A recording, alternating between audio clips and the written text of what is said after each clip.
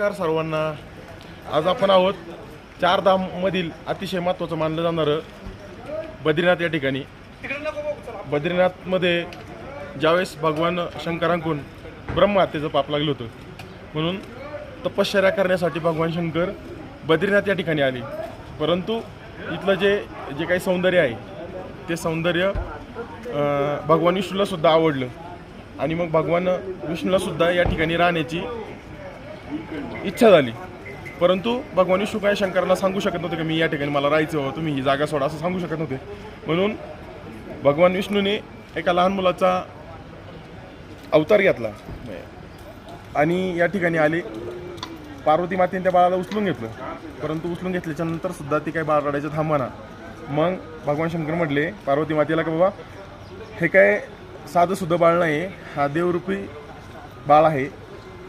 हे लक्षात आल्याच्यानंतर भगवान विष्णूने हे काही इथलं जे काही मंदिर होतं त्या मंदिराचा दरवाजा आतून लावून घेतला आणि मग आतून दरवाजा लावून घेतल्याच्या नंतर भगवान शंकराला विनंती केली का तुम्ही सगळ्या भक्तांचं ऐकता, तुम्ही भोळे बघता, तर माझी तुम्हाला विनंती की बाबा तुम्ही ही जी काही इथली जागा आहे ती मला द्यावी आणि तुम्ही केदारनाथ या ठिकाणी जावं.